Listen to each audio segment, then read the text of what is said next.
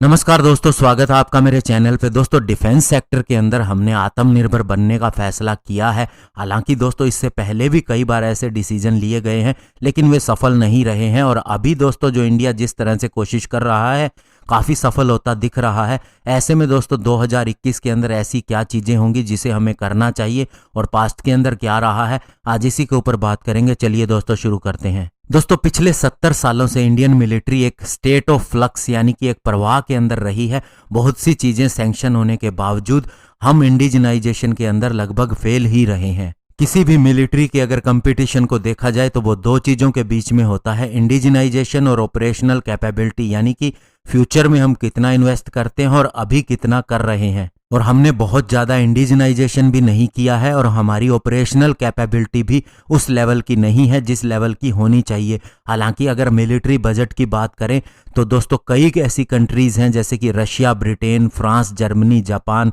South Korea, Brazil, Italy, Israel, इन सब से हमारा बजट ज़्यादा है। फिर भी दोस्तों, हम इनके मुकाबले डिफेंस इंडिजिनाइजेशन के अंदर कुछ भी नहीं है और इन्होंने ऐसे ऐसे प्रोडक्ट बनाए हैं कि हमें उसे खरीदना पड़ता है। और दोस्तों, ऐसा माना गया है कि ये इंडिजिनाइजेशन इसलिए फेल हुआ है क्योंकि हमारे यहाँ पर बहुत सी चीज़ें आइसोलेशन के अंदर नहीं होती हैं, अलग से नहीं होती है, इंडस्ट्रियल रेगुलेशन नहीं है, एमएसएमई सेक्टर पूरी तरह से इन्वॉल्व नहीं है और लेबर रेगुलेशन नहीं है। इसके अलावा दोस्तों, अगर हम अपनी ऑपरेशनल कैपेबिलिटी अगर हमारी आर्मी के साइज के हिसाब से कंपेयर करें, उसे नहीं कर पाए हैं, बजट के हिसाब से नहीं कर पाए हैं, तो इसके अंदर भी कई कारण रहे हैं। हमारी बहुत सी परचेजेज ऐसी रही हैं जो पूरी तरह से सही नहीं थी। इसके अलावा हम अपनी रिक्वायरमेंट को भी लगातार शिफ्ट करते आए हैं।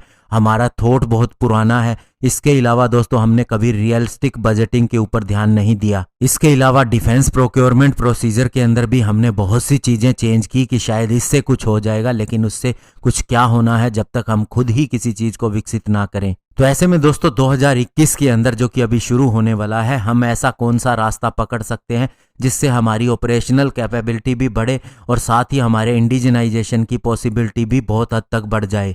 तो दोस्तों, सबसे पहले तो हमें जो लीज पर लेने के मॉडल है इसे आगे बढ़ाना होगा और इस पे शायद काम करना शुरू भी कर दिया है। पहली बार हिस्ट्री में हमने यूएस के MQ-9 रीपर ड्रोन को लीज के ऊपर लिया है और इससे दोस्तों हमारा फाइटर जेट की रिप्लेसमेंट को लेके एक नया ही ऑप्शन खुल जाता है। दोस्तों, हमारा लाइट वेट फाइटर जेट खरीदने का फैसला था, लेकिन हम तेजस को ले आए। अभी ये सफल होता दिख रहा है, लेकिन काफी लंबे समय तक ये असफल रहा है। इसके अलावा MiG-21 को रिप्लेस करने के लिए हमने MRCA कॉन्टेस्ट शुरू किया था, जो बाद में दोस्तों MMRCA बन गया और इसके अंदर एक हैवी फाइटर जेट आ गया, जिसके तहत हमने राफेल भी खरीदा। लेकिन ये इतना महंगा है कि बड़ी संख्या के अंदर हम इसे नहीं खरीद सकते। और अभी दोस्तों, जो MMRCA 2 होगा उसके अंदर भी यही कंडीशन है और माना जा रहा है राफेल फाइटर जेट को ही दोबारा परचेज किया जा सकता है। लेकिन दोस्तों, सिंगल इंजन फाइटर जेट की जरूरत हमें अभी भी बड़ी संख्या के अंदर है। हालांकि दोस्तों, तेजस को तो इग्नोर नहीं किया जा सकता, लेकिन एक सेकेंड हैंड F-16 मिराज 2000 या फिर ग्रिपन फाइटर जेट को खरीदने के बारे में भी सोचा जा सकता है।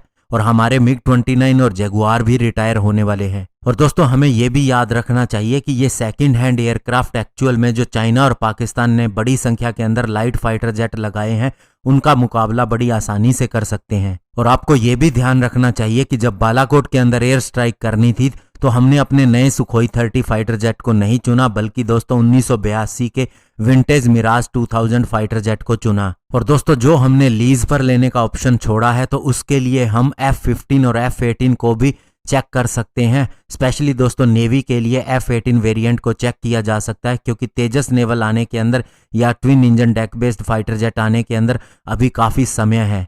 इसके अलावा दोस्तों, अगर हम नेवल प्लेटफॉर्म को देखें तो हमें एक ही इंजन सभी के लिए सिलेक्ट करना चाहिए, चाहे वो रोल्स रॉयस का MT-30 हो, लॉकहीड का LM-2500 और यूक्रेनियन जोरिया हो। इससे दोस्तों हमें मौका मिलेगा कि एक ही तरह की चीज़ हमारे पास होगी। इसका इंडिजिनाइजेशन करना, इसके लॉजिस्टिक का अच्छी तरह से इस्तेमाल करना, इसके डिज़ाइन का, इसकी प्रोक्योरमेंट के बारे में सोचना। इसके अलावा दोस्तों प्रॉपर फंडिंग होनी चाहिए प्राइवेट डिफेंस डेवलपमेंट के लिए, और एयरफोर्स का मेहर बाबा कॉन्टेस्ट जो कि दोस्तों एक सर्विलियंस ड्रोन को बनाने के लिए है और कम से कम 100 करोड़ रुपए के फाइनल ऑर्डर देखता है, लेकिन इसके कंपोनेंट को बनाने के अंदर 20 से 30 करोड़ रुपए खर्च हो जाएंगे। और ये प्रोजेक्ट डिफेंस कंपनीज को तैयार करने के लिए दिया गया था। और इसी तरह से दोस्तों और भी बहुत से स्टार्टअप शुरू किए गए हैं अलग अलग सेक्टर के अंदर, जिसके अंदर प्राइवेट कंपनी एमएसएमई को इन्वॉल्व किया जा रहा है। और कुछ प्रोजेक्ट ऐसे भी हैं जिनके अंदर दोस्तों हमारी जो बड़ी संस्थाएं हैं, शैक्षणिक संस्थाएं हैं जैसे कि आईआईटी वगैरह, इनको भी इन्वॉल्व किया जा रहा है, ताकि दोस्तों एक बेसिक टेक्नोलॉजी पैदा की जा सके किसी भी चीज के लिए। और दोस्तों यूएस जो सबसे बड़ा डिफेंस के अंदर देश माना जाता है, उसके अंदर भी डेरपा के प्रोजेक्ट होते हैं, उसके अंदर भी इसी तरह की चीजें की जाती हैं, जिसको इंडिया ने भी अब करना शुरू कर दिया है और हमें दोस्तों रिजल्ट भी मिल रहे हैं। और सबसे बड़ी बात दोस्तों मानिए कि अगर हमें फाइटर जेट इंजन बनाना है और हमारा अगर किसी कंपनी के साथ में कॉन्ट्रैक्ट हो गया, तो उसकी छोटी छोटी चीजें जो लोकली बनवानी पड़ती हैं उसके लिए एक इकोसिस्टम भी होना चाहिए, जो दोस्तों अभी तैयार किया जा रहा है। और पास्ट से ही सबक लेते हुए अब हमने नई नीतियां शुरू की हैं, तो ऐसे में दोस्तों ये सफल जरूर होंगे और इसका आपको इनिशियल रिजल्ट दिखता भी होगा, जो हम कई चीजों के अंदर देखते हैं। तो ऐसे ही दोस्तों इंडिया बनेगा आत्मनिर्भर। धन्यवाद, जय हिंद।